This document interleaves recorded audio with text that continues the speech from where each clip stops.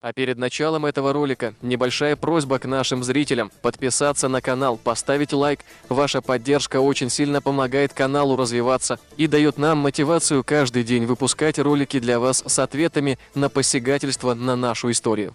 Данный видеоролик не преследует цели задеть или оскорбить чьи-либо чувства. Ролик был создан исключительно в образовательных и познавательных целях. Берегите себя.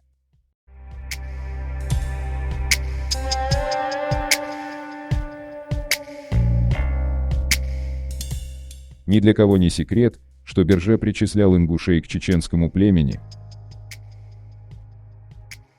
В своем труде под названием «Чечня и чеченцы» на странице 92 Берже рассказывает о чеченцах, которые платили дань кумыкским и кабардинским князьям. Но то, что чеченцы не платили дань ни кабардинским, ни кумыкским князьям, мы разъяснили в предыдущем ролике, приводя в качестве доказательства исторические факты от разных авторов, в том числе и любимый всеми ингушами Умалат Лаудаев.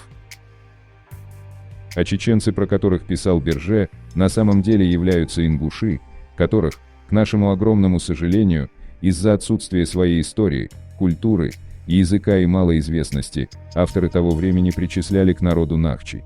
В недавнем видео мы вам показали, как авторы ингушский ливерат, когда сын после смерти своего отца спит с его женой, это гнусный ингушский обычай также один из авторов отнес к чеченцам.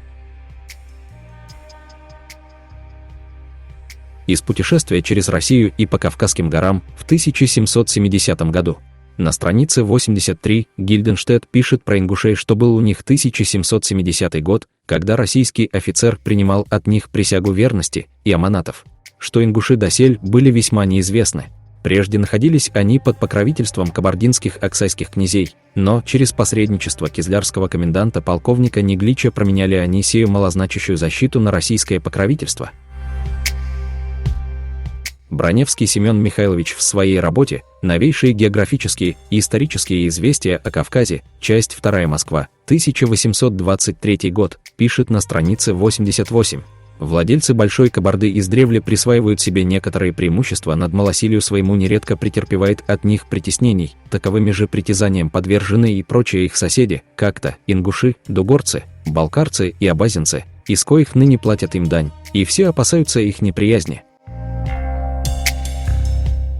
Выдающийся грузинский поэт-романтик, политический и военный деятель XIX века Григол Зурабович Арбеляни 1800 и 1883 годы, родился в княжеской семье, окончил Тбилисское артиллерийское училище и поступил на военную службу.